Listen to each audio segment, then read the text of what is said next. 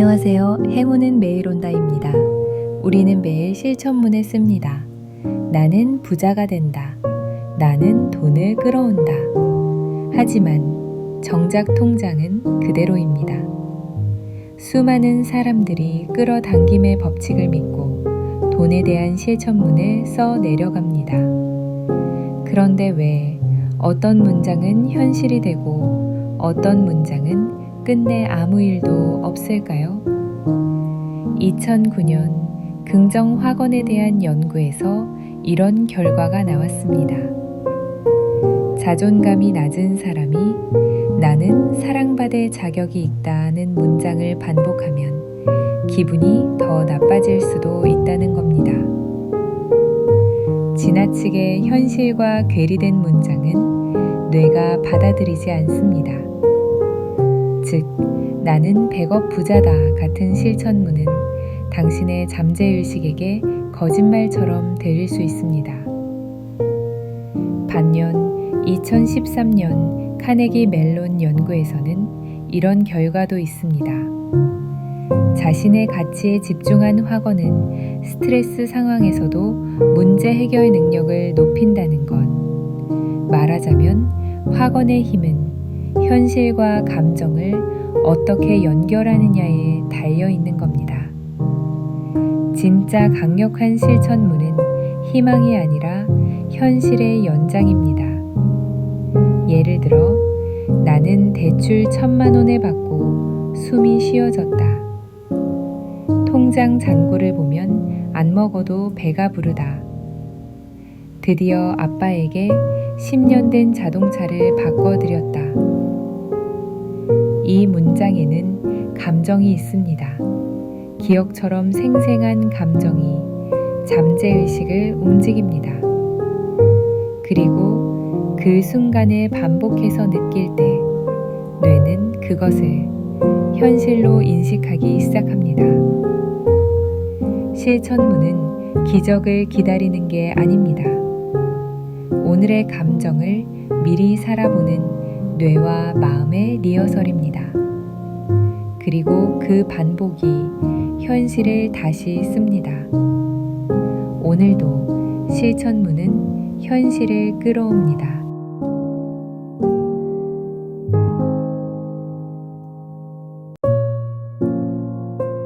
안녕하세요. 행운은 매일 온다입니다.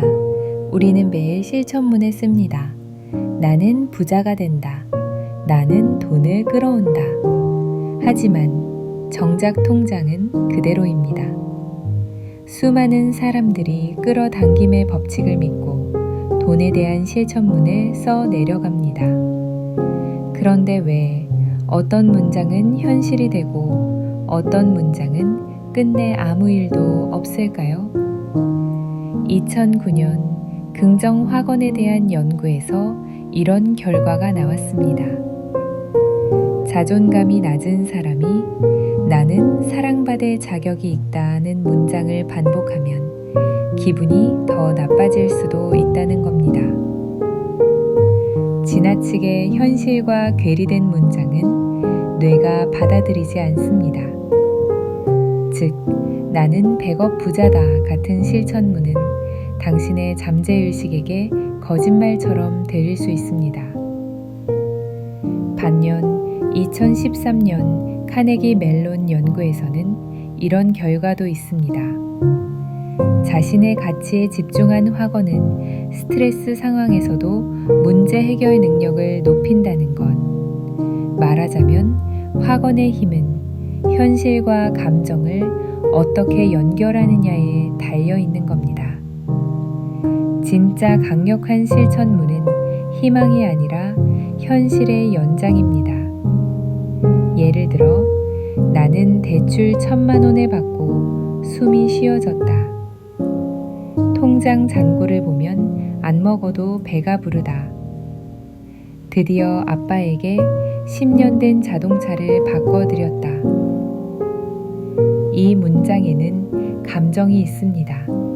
기억처럼 생생한 감정이 잠재의식을 움직입니다.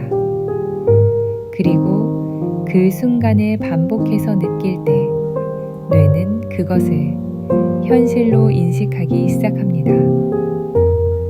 실천문은 기적을 기다리는 게 아닙니다. 오늘의 감정을 미리 살아보는 뇌와 마음의 리허설입니다. 그리고 그 반복이 현실을 다시 씁니다. 오늘도 실천문은 현실을 끌어옵니다.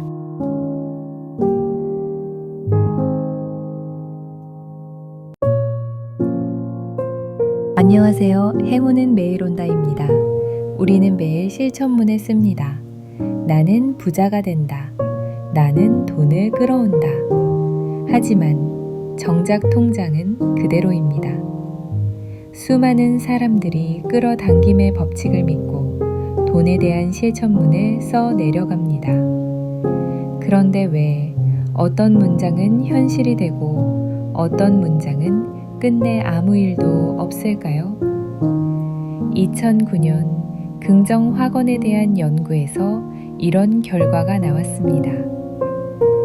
자존감이 낮은 사람이 나는 사랑받을 자격이 있다는 문장을 반복하면 기분이 더 나빠질 수도 있다는 겁니다. 지나치게 현실과 괴리된 문장은 뇌가 받아들이지 않습니다. 즉, 나는 100억 부자다 같은 실천문은 당신의 잠재의식에게 거짓말처럼 들릴 수 있습니다. 반면 2013년 카네기 멜론 연구에서는 이런 결과도 있습니다. 자신의 가치에 집중한 확언은 스트레스 상황에서도 문제 해결 능력을 높인다는 것. 말하자면 확언의 힘은 현실과 감정을 어떻게 연결하느냐에 달려 있는 겁니다. 진짜 강력한 실천문은 희망이 아니라 현실의 연장입니다. 예를 들어, 나는 대출 1,000만 원을 받고 숨이 쉬어졌다. 통장 잔고를 보면 안 먹어도 배가 부르다. 드디어 아빠에게 10년 된 자동차를 바꿔드렸다. 이 문장에는 감정이 있습니다. 기억처럼 생생한 감정이 잠재의식을 움직입니다. 그리고 그 순간을 반복해서 느낄 때 뇌는 그것을 현실로 인식하기 시작합니다. 실천문은 기적을 기다리는 게 아닙니다. 오늘의 감정을 미리 살아보는 뇌와 마음의 리허설입니다. 그리고 그 반복이 현실을 다시 씁니다. 오늘도 실천문은 현실을 끌어옵니다.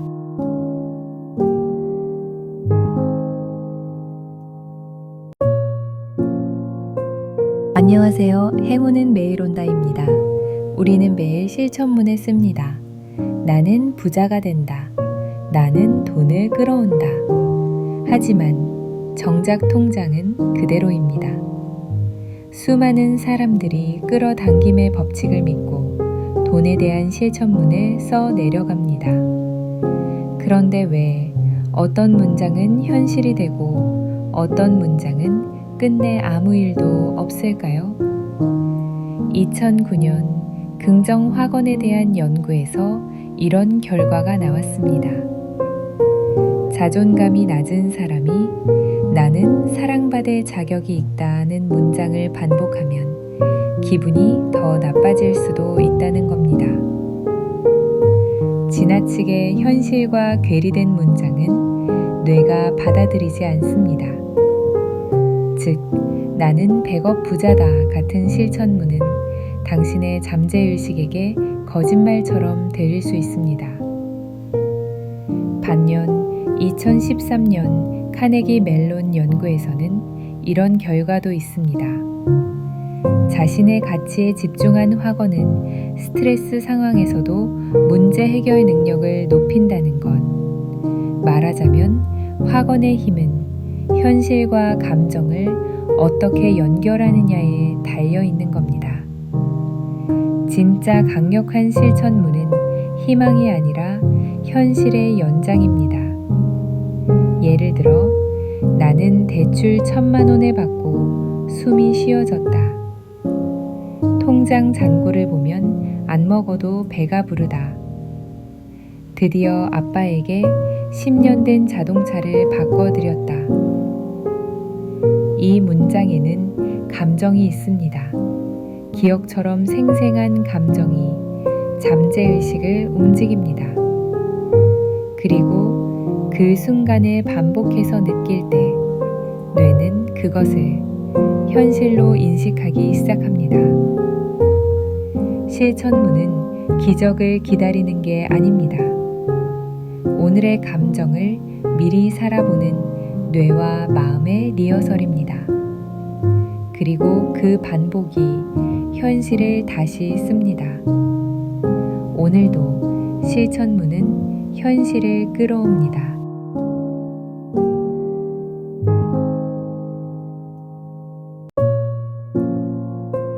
안녕하세요. 행운은 매일 온다입니다.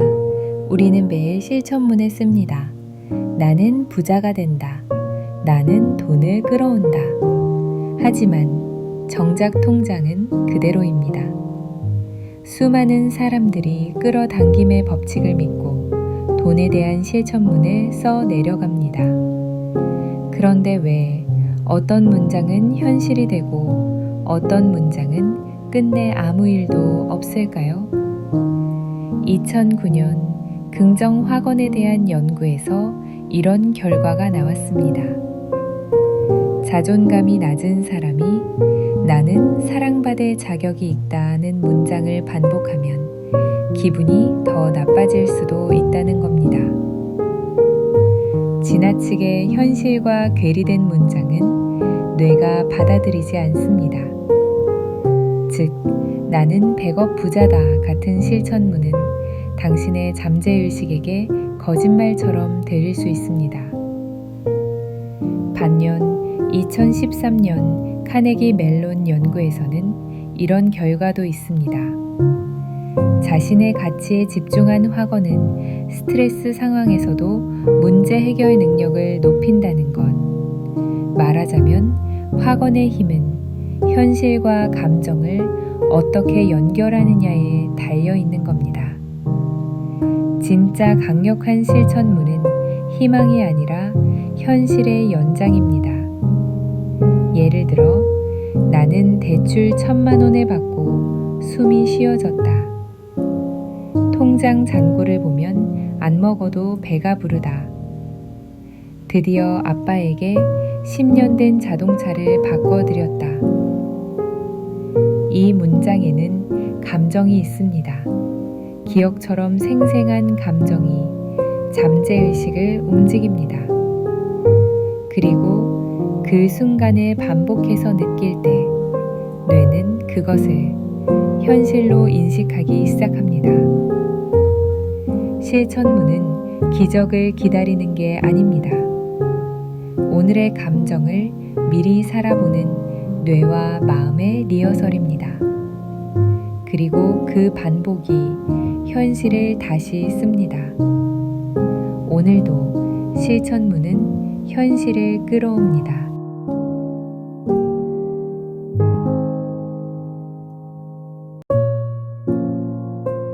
안녕하세요. 행운은 매일 온다입니다. 우리는 매일 실천문을 씁니다. 나는 부자가 된다. 나는 돈을 끌어온다. 하지만 정작 통장은 그대로입니다. 수많은 사람들이 끌어당김의 법칙을 믿고 돈에 대한 실천문을 써 내려갑니다. 그런데 왜 어떤 문장은 현실이 되고 어떤 문장은 끝내 아무 일도 없을까요? 2009년 긍정확언에 대한 연구에서 이런 결과가 나왔습니다. 자존감이 낮은 사람이 나는 사랑받을 자격이 있다는 문장을 반복하면 기분이 더 나빠질 수도 있다는 겁니다. 지나치게 현실과 괴리된 문장은 뇌가 받아들이지 않습니다. 즉, 나는 100억 부자다 같은 실천문은 당신의 잠재의식에게 거짓말처럼 들릴 수 있습니다. 반면 2013년 카네기 멜론 연구에서는 이런 결과도 있습니다. 자신의 가치에 집중한 확언은 스트레스 상황에서도 문제 해결 능력을 높인다는 것. 말하자면 확언의 힘은 현실과 감정을 어떻게 연결하느냐에 달려 있는 겁니다. 진짜 강력한 실천문은 희망이 아니라 현실의 연장입니다. 예를 들어, 나는 대출 1,000만 원을 받고 숨이 쉬어졌다. 통장 잔고를 보면 안 먹어도 배가 부르다. 드디어 아빠에게 10년 된 자동차를 바꿔드렸다. 이 문장에는 감정이 있습니다. 기억처럼 생생한 감정이 잠재의식을 움직입니다. 그리고 그 순간을 반복해서 느낄 때 뇌는 그것을 현실로 인식하기 시작합니다. 실천문은 기적을 기다리는 게 아닙니다. 오늘의 감정을 미리 살아보는 뇌와 마음의 리허설입니다. 그리고 그 반복이 현실을 다시 씁니다. 오늘도 실천문은 현실을 끌어옵니다.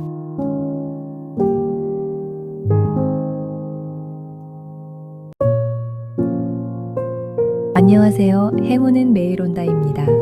우리는 매일 실천문을 씁니다. 나는 부자가 된다. 나는 돈을 끌어온다. 하지만 정작 통장은 그대로입니다.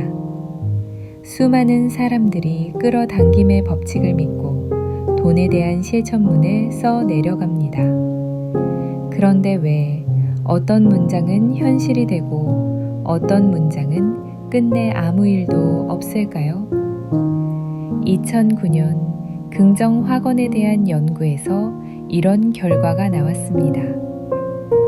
자존감이 낮은 사람이 나는 사랑받을 자격이 있다는 문장을 반복하면 기분이 더 나빠질 수도 있다는 겁니다. 지나치게 현실과 괴리된 문장은 뇌가 받아들이지 않습니다. 즉, 나는 100억 부자다 같은 실천문은 당신의 잠재의식에게 거짓말처럼 들릴 수 있습니다. 반면 2013년 카네기 멜론 연구에서는 이런 결과도 있습니다. 자신의 가치에 집중한 확언은 스트레스 상황에서도 문제 해결 능력을 높인다는 것. 말하자면 확언의 힘은 현실과 감정을 어떻게 연결하느냐에 달려 있는 겁니다. 진짜 강력한 실천문은 희망이 아니라 현실의 연장입니다. 예를 들어, 나는 대출 1,000만 원을 받고 숨이 쉬어졌다. 통장 잔고를 보면 안 먹어도 배가 부르다. 드디어 아빠에게 10년 된 자동차를 바꿔드렸다. 이 문장에는 감정이 있습니다. 기억처럼 생생한 감정이 잠재의식을 움직입니다.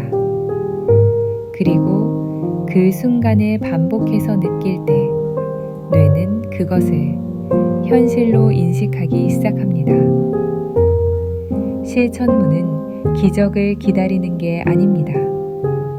오늘의 감정을 미리 살아보는 뇌와 마음의 리허설입니다. 그리고 그 반복이 현실을 다시 씁니다. 오늘도 실천문은 현실을 끌어옵니다.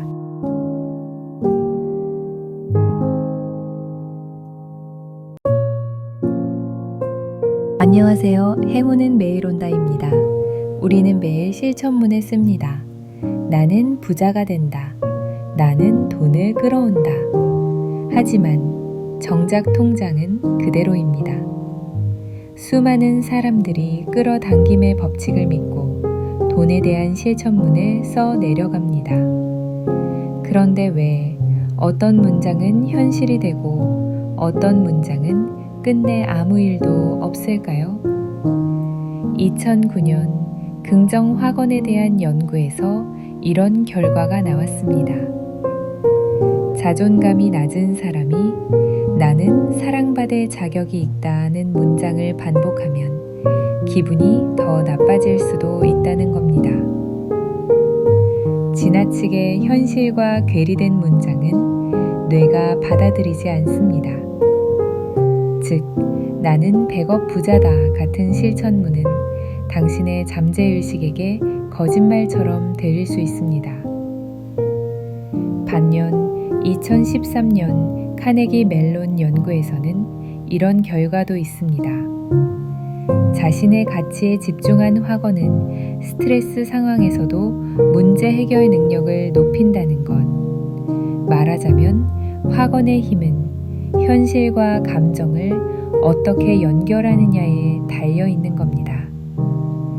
진짜 강력한 실천문은 희망이 아니라 현실의 연장입니다. 예를 들어, 나는 대출 1,000만 원을 받고 숨이 쉬어졌다. 통장 잔고를 보면 안 먹어도 배가 부르다. 드디어 아빠에게 10년 된 자동차를 바꿔드렸다. 이 문장에는 감정이 있습니다. 기억처럼 생생한 감정이 잠재의식을 움직입니다. 그리고 그 순간을 반복해서 느낄 때 뇌는 그것을 현실로 인식하기 시작합니다.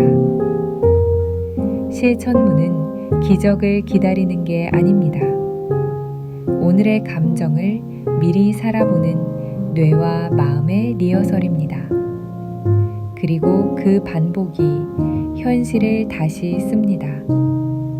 오늘도 실천문은 현실을 끌어옵니다.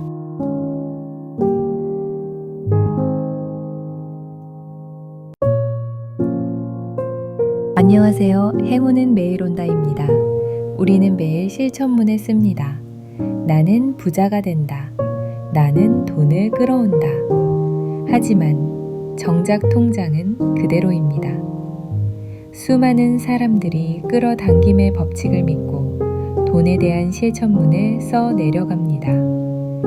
그런데 왜 어떤 문장은 현실이 되고 어떤 문장은 끝내 아무 일도 없을까요?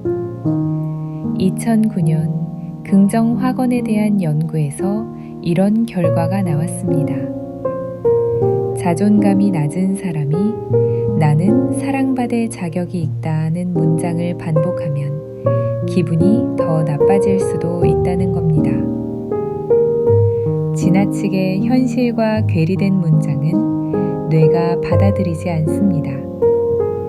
즉, 나는 100억 부자다 같은 실천문은 당신의 잠재의식에게 거짓말처럼 들릴 수 있습니다. 반면 2013년 카네기 멜론 연구에서는 이런 결과도 있습니다.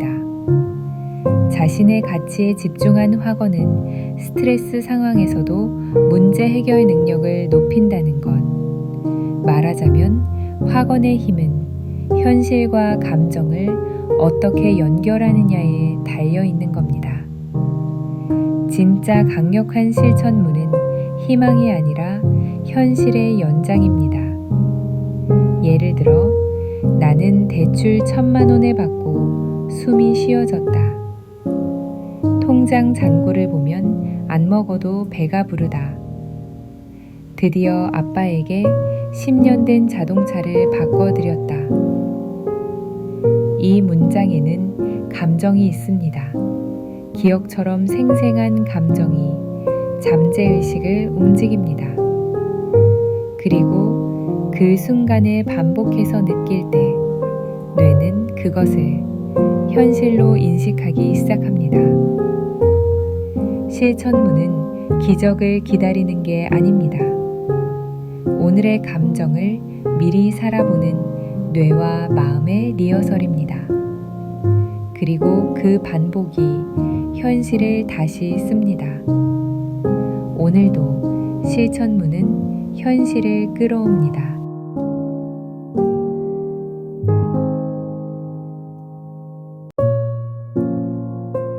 안녕하세요. 행운은 매일 온다입니다. 우리는 매일 실천문을 씁니다. 나는 부자가 된다. 나는 돈을 끌어온다. 하지만 정작 통장은 그대로입니다. 수많은 사람들이 끌어당김의 법칙을 믿고 돈에 대한 실천문을 써 내려갑니다. 그런데 왜 어떤 문장은 현실이 되고 어떤 문장은 끝내 아무 일도 없을까요? 2009년 긍정확언에 대한 연구에서 이런 결과가 나왔습니다. 자존감이 낮은 사람이 나는 사랑받을 자격이 있다는 문장을 반복하면 기분이 더 나빠질 수도 있다는 겁니다. 지나치게 현실과 괴리된 문장은 뇌가 받아들이지 않습니다. 즉, 나는 100억 부자다 같은 실천문은 당신의 잠재의식에게 거짓말처럼 들릴 수 있습니다. 반면 2013년 카네기 멜론 연구에서는 이런 결과도 있습니다. 자신의 가치에 집중한 확언은 스트레스 상황에서도 문제 해결 능력을 높인다는 것. 말하자면 확언의 힘은 현실과 감정을 어떻게 연결하느냐에 달려 있는 겁니다. 진짜 강력한 실천문은 희망이 아니라 현실의 연장입니다. 예를 들어, 나는 대출 1,000만 원을 받고 숨이 쉬어졌다. 통장 잔고를 보면 안 먹어도 배가 부르다. 드디어 아빠에게 10년 된 자동차를 바꿔드렸다. 이 문장에는 감정이 있습니다. 기억처럼 생생한 감정이 잠재의식을 움직입니다. 그리고 그 순간을 반복해서 느낄 때 뇌는 그것을 현실로 인식하기 시작합니다. 실천문은 기적을 기다리는 게 아닙니다. 오늘의 감정을 미리 살아보는 뇌와 마음의 리허설입니다. 그리고 그 반복이 현실을 다시 씁니다. 오늘도 실천문은 현실을 끌어옵니다.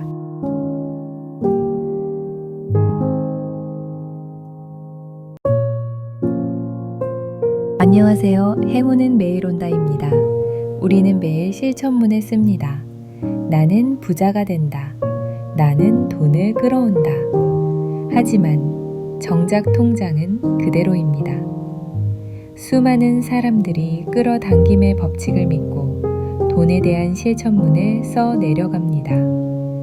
그런데 왜 어떤 문장은 현실이 되고 어떤 문장은 끝내 아무 일도 없을까요? 2009년 긍정확언에 대한 연구에서 이런 결과가 나왔습니다. 자존감이 낮은 사람이 나는 사랑받을 자격이 있다는 문장을 반복하면 기분이 더 나빠질 수도 있다는 겁니다. 지나치게 현실과 괴리된 문장은 뇌가 받아들이지 않습니다. 즉, 나는 100억 부자다 같은 실천문은 당신의 잠재의식에게 거짓말처럼 들릴 수 있습니다. 반면 2013년 카네기 멜론 연구에서는 이런 결과도 있습니다. 자신의 가치에 집중한 확언은 스트레스 상황에서도 문제 해결 능력을 높인다는 것. 말하자면 확언의 힘은 현실과 감정을 어떻게 연결하느냐에 달려 있는 겁니다.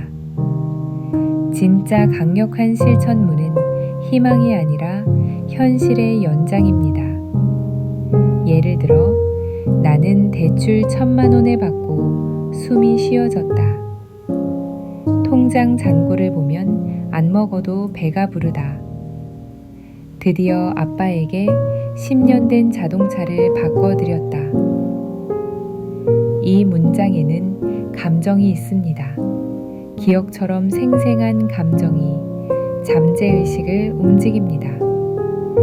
그리고 그 순간을 반복해서 느낄 때 뇌는 그것을 현실로 인식하기 시작합니다. 실천문은 기적을 기다리는 게 아닙니다. 오늘의 감정을 미리 살아보는 뇌와 마음의 리허설입니다. 그리고 그 반복이 현실을 다시 씁니다. 오늘도 실천문은 현실을 끌어옵니다.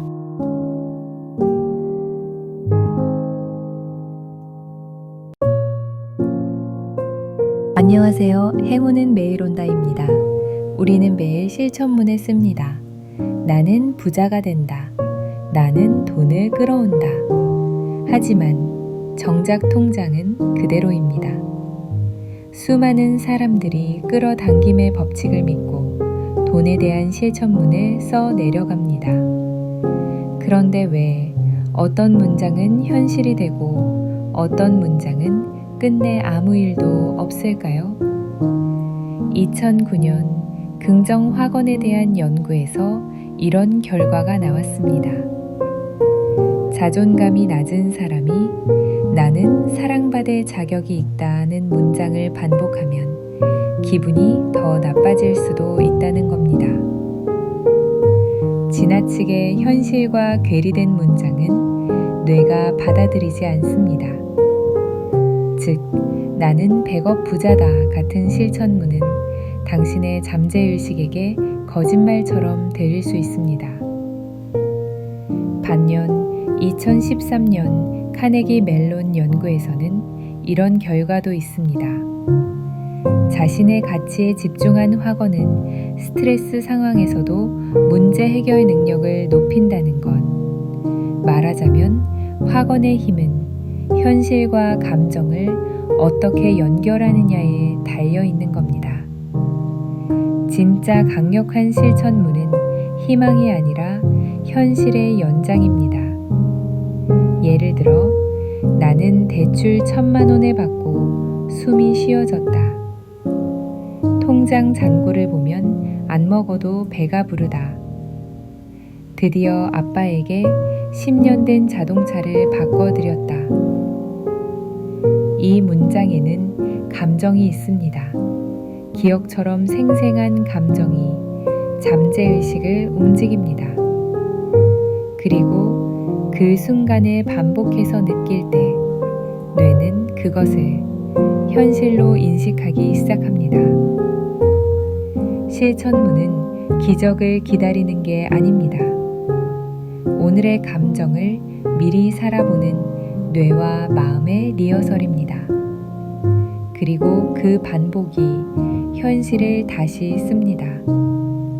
오늘도 실천문은 현실을 끌어옵니다.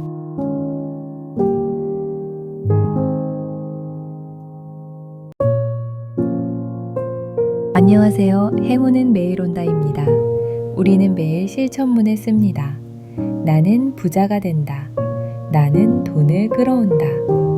하지만 정작 통장은 그대로입니다.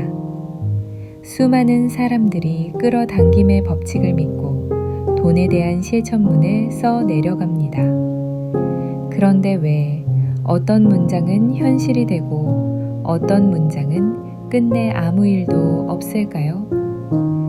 2009년 긍정확언에 대한 연구에서 이런 결과가 나왔습니다. 자존감이 낮은 사람이 나는 사랑받을 자격이 있다는 문장을 반복하면 기분이 더 나빠질 수도 있다는 겁니다.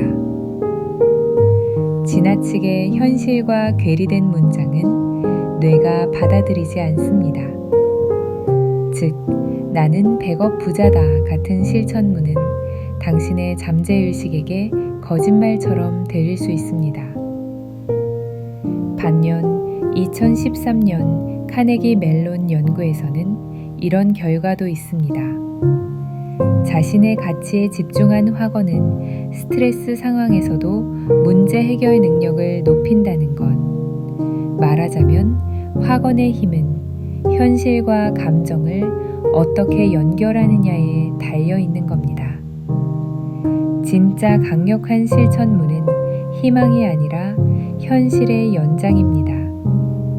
예를 들어, 나는 대출 1,000만 원을 받고 숨이 쉬어졌다. 통장 잔고를 보면 안 먹어도 배가 부르다. 드디어 아빠에게 10년 된 자동차를 바꿔드렸다. 이 문장에는 감정이 있습니다. 기억처럼 생생한 감정이 잠재의식을 움직입니다. 그리고 그 순간에 반복해서 느낄 때 뇌는 그것을 현실로 인식하기 시작합니다. 실천문은 기적을 기다리는 게 아닙니다. 오늘의 감정을 미리 살아보는 뇌와 마음의 리허설입니다. 그리고 그 반복이 현실을 다시 씁니다. 오늘도 실천문은 현실을 끌어옵니다.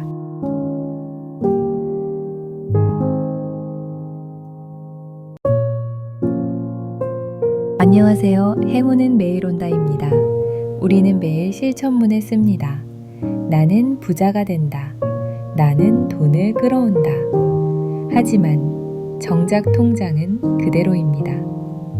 수많은 사람들이 끌어당김의 법칙을 믿고 돈에 대한 실천문을 써 내려갑니다.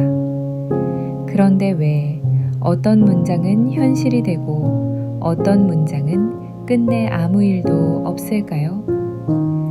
2009년 긍정확언에 대한 연구에서 이런 결과가 나왔습니다.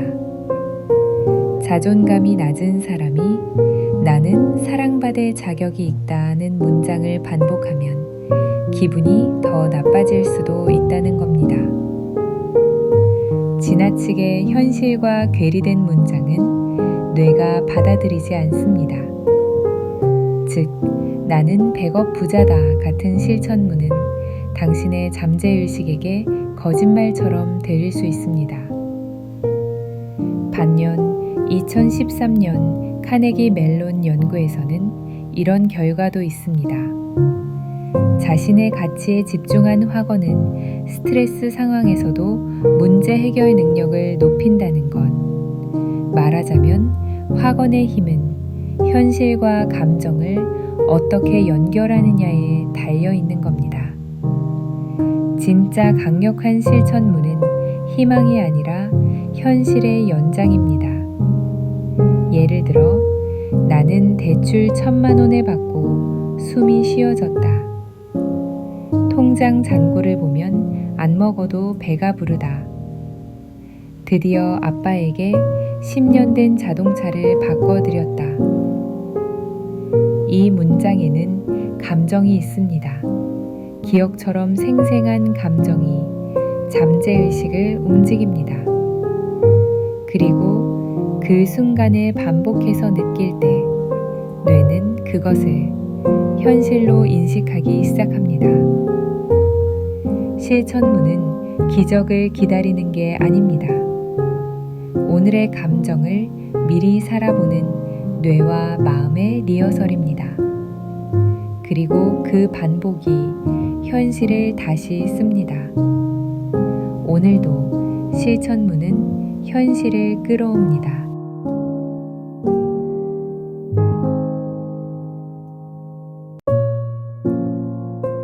안녕하세요. 행운은 매일 온다입니다. 우리는 매일 실천문을 씁니다. 나는 부자가 된다. 나는 돈을 끌어온다. 하지만 정작 통장은 그대로입니다. 수많은 사람들이 끌어당김의 법칙을 믿고 돈에 대한 실천문을 써 내려갑니다.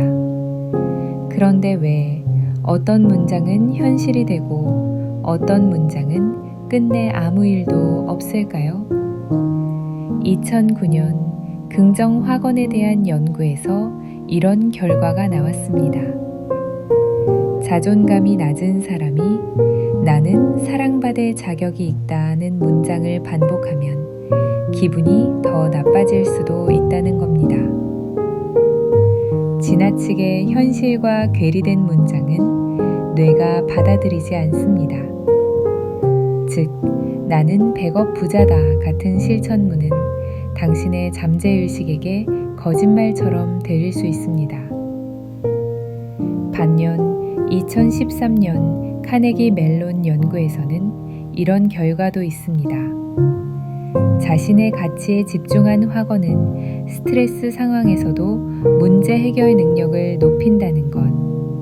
말하자면 확언의 힘은 현실과 감정을 어떻게 연결하느냐에 달려 있는 겁니다.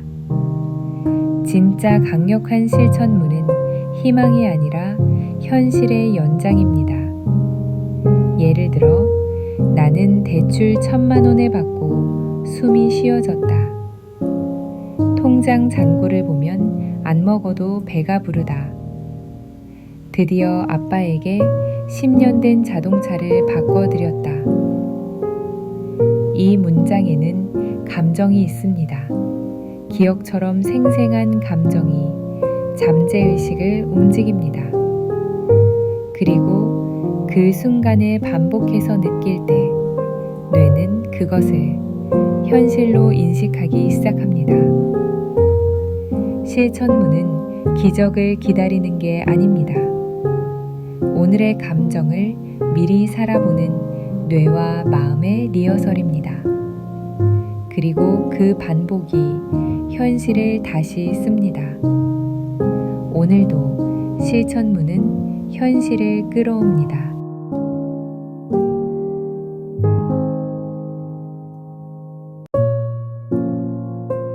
안녕하세요. 행운은 매일 온다입니다. 우리는 매일 실천문을 씁니다. 나는 부자가 된다. 나는 돈을 끌어온다. 하지만 정작 통장은 그대로입니다. 수많은 사람들이 끌어당김의 법칙을 믿고 돈에 대한 실천문을 써 내려갑니다. 그런데 왜 어떤 문장은 현실이 되고 어떤 문장은 끝내 아무 일도 없을까요? 2009년 긍정 확언에 대한 연구에서 이런 결과가 나왔습니다. 자존감이 낮은 사람이 나는 사랑받을 자격이 있다는 문장을 반복하면 기분이 더 나빠질 수도 있다는 겁니다. 지나치게 현실과 괴리된 문장은 뇌가 받아들이지 않습니다. 즉, 나는 100억 부자다 같은 실천문은 당신의 잠재의식에게 거짓말처럼 들릴 수 있습니다. 반면 2013년 카네기 멜론 연구에서는 이런 결과도 있습니다. 자신의 가치에 집중한 확언은 스트레스 상황에서도 문제 해결 능력을 높인다는 것. 말하자면 확언의 힘은 현실과 감정을 어떻게 연결하느냐에 달려 있는 겁니다. 진짜 강력한 실천문은 희망이 아니라 현실의 연장입니다. 예를 들어, 나는 대출 1,000만 원을 받고 숨이 쉬어졌다. 통장 잔고를 보면 안 먹어도 배가 부르다. 드디어 아빠에게 10년 된 자동차를 바꿔드렸다. 이 문장에는 감정이 있습니다. 기억처럼 생생한 감정이 잠재의식을 움직입니다.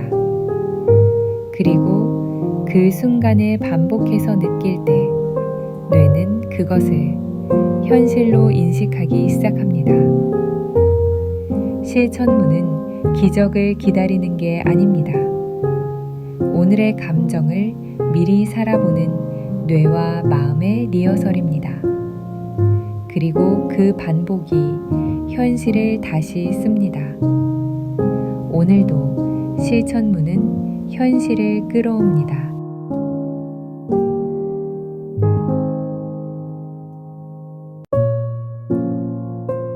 안녕하세요. 행운은 매일 온다입니다. 우리는 매일 실천문을 씁니다. 나는 부자가 된다. 나는 돈을 끌어온다. 하지만 정작 통장은 그대로입니다. 수많은 사람들이 끌어당김의 법칙을 믿고 돈에 대한 실천문을 써 내려갑니다. 그런데 왜 어떤 문장은 현실이 되고 어떤 문장은 끝내 아무 일도 없을까요? 2009년 긍정 확언에 대한 연구에서 이런 결과가 나왔습니다. 자존감이 낮은 사람이 나는 사랑받을 자격이 있다는 문장을 반복하면 기분이 더 나빠질 수도 있다는 겁니다. 지나치게 현실과 괴리된 문장은 뇌가 받아들이지 않습니다. 즉, 나는 100억 부자다 같은 실천문은 당신의 잠재의식에게 거짓말처럼 들릴 수 있습니다. 반면 2013년 카네기 멜론 연구에서는 이런 결과도 있습니다. 자신의 가치에 집중한 확언은 스트레스 상황에서도 문제 해결 능력을 높인다는 것. 말하자면 확언의 힘은 현실과 감정을 어떻게 연결하느냐에 달려 있는 겁니다. 진짜 강력한 실천문은 희망이 아니라 현실의 연장입니다. 예를 들어, 나는 대출 1,000만 원을 받고 숨이 쉬어졌다. 통장 잔고를 보면 안 먹어도 배가 부르다. 드디어 아빠에게 10년 된 자동차를 바꿔드렸다. 이 문장에는 감정이 있습니다. 기억처럼 생생한 감정이 잠재의식을 움직입니다. 그리고 그 순간을 반복해서 느낄 때 뇌는 그것을 현실로 인식하기 시작합니다. 실천문은 기적을 기다리는 게 아닙니다. 오늘의 감정을 미리 살아보는 뇌와 마음의 리허설입니다. 그리고 그 반복이 현실을 다시 씁니다. 오늘도 실천문은 현실을 끌어옵니다.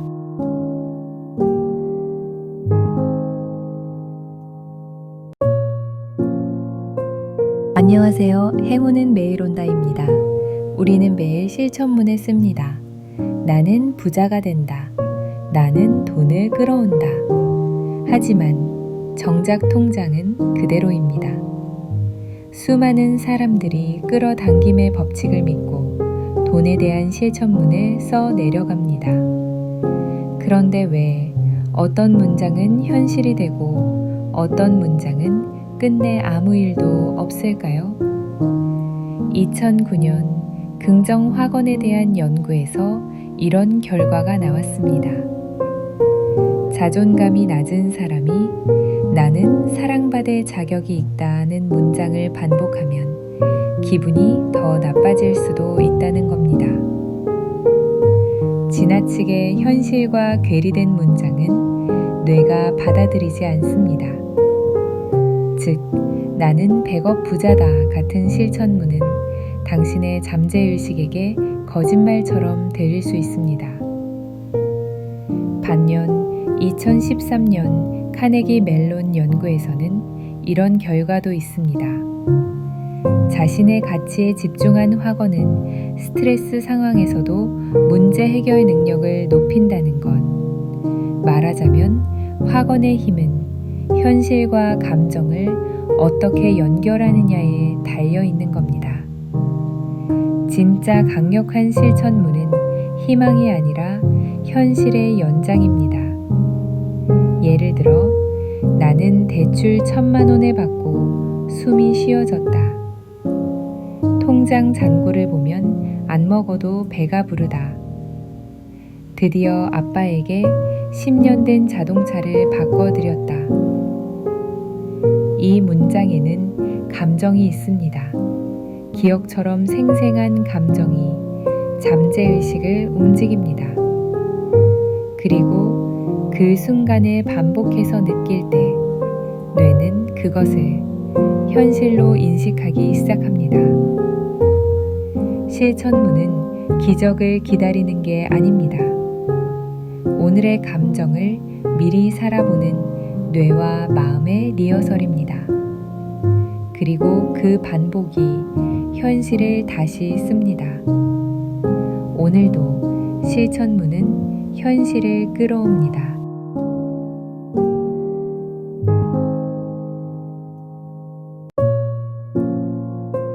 안녕하세요. 행운은 매일 온다입니다. 우리는 매일 실천문을 씁니다. 나는 부자가 된다. 나는 돈을 끌어온다. 하지만 정작 통장은 그대로입니다. 수많은 사람들이 끌어당김의 법칙을 믿고 돈에 대한 실천문을 써 내려갑니다. 그런데 왜 어떤 문장은 현실이 되고 어떤 문장은 끝내 아무 일도 없을까요? 2009년 긍정확언에 대한 연구에서 이런 결과가 나왔습니다. 자존감이 낮은 사람이 나는 사랑받을 자격이 있다는 문장을 반복하면 기분이 더 나빠질 수도 있다는 겁니다. 지나치게 현실과 괴리된 문장은 뇌가 받아들이지 않습니다. 즉, 나는 100억 부자다 같은 실천문은 당신의 잠재의식에게 거짓말처럼 들릴 수 있습니다. 반면 2013년 카네기 멜론 연구에서는 이런 결과도 있습니다. 자신의 가치에 집중한 확언은 스트레스 상황에서도 문제 해결 능력을 높인다는 것. 말하자면 확언의 힘은 현실과 감정을 어떻게 연결하느냐에 달려 있는 겁니다. 진짜 강력한 실천문은 희망이 아니라 현실의 연장입니다. 예를 들어, 나는 대출 1,000만 원을 받고 숨이 쉬어졌다. 통장 잔고를 보면 안 먹어도 배가 부르다. 드디어 아빠에게 10년 된 자동차를 바꿔드렸다. 이 문장에는 감정이 있습니다. 기억처럼 생생한 감정이 잠재의식을 움직입니다.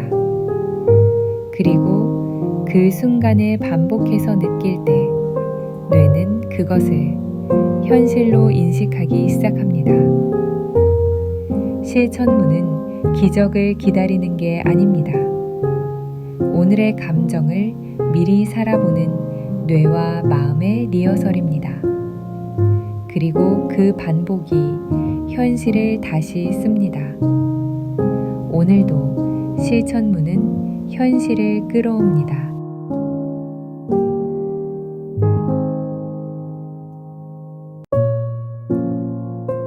안녕하세요. 행운은 매일 온다입니다. 우리는 매일 실천문을 씁니다. 나는 부자가 된다. 나는 돈을 끌어온다. 하지만 정작 통장은 그대로입니다. 수많은 사람들이 끌어당김의 법칙을 믿고 돈에 대한 실천문을 써 내려갑니다. 그런데 왜 어떤 문장은 현실이 되고 어떤 문장은 끝내 아무 일도 없을까요? 2009년 긍정확언에 대한 연구에서 이런 결과가 나왔습니다. 자존감이 낮은 사람이 나는 사랑받을 자격이 있다는 문장을 반복하면 기분이 더 나빠질 수도 있다는 겁니다. 지나치게 현실과 괴리된 문장은 뇌가 받아들이지 않습니다. 즉, 나는 100억 부자다 같은 실천문은 당신의 잠재의식에게 거짓말처럼 들릴 수 있습니다. 반면 2013년 카네기 멜론 연구에서는 이런 결과도 있습니다. 자신의 가치에 집중한 확언은 스트레스 상황에서도 문제 해결 능력을 높인다는 것. 말하자면 확언의 힘은 현실과 감정을 어떻게 연결하느냐에 달려 있는 겁니다. 진짜 강력한 실천문은 희망이 아니라 현실의 연장입니다. 예를 들어, 나는 대출 1,000만 원을 받고 숨이 쉬어졌다. 통장 잔고를 보면 안 먹어도 배가 부르다. 드디어 아빠에게 10년 된 자동차를 바꿔드렸다. 이 문장에는 감정이 있습니다. 기억처럼 생생한 감정이 잠재의식을 움직입니다. 그리고 그 순간을 반복해서 느낄 때 뇌는 그것을 현실로 인식하기 시작합니다. 실천문은 기적을 기다리는 게 아닙니다. 오늘의 감정을 미리 살아보는 뇌와 마음의 리허설입니다. 그리고 그 반복이 현실을 다시 씁니다. 오늘도 실천문은 현실을 끌어옵니다.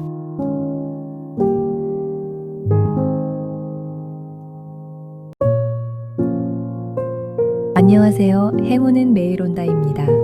우리는 매일 실천문을 씁니다. 나는 부자가 된다. 나는 돈을 끌어온다. 하지만 정작 통장은 그대로입니다. 수많은 사람들이 끌어당김의 법칙을 믿고 돈에 대한 실천문을 써 내려갑니다.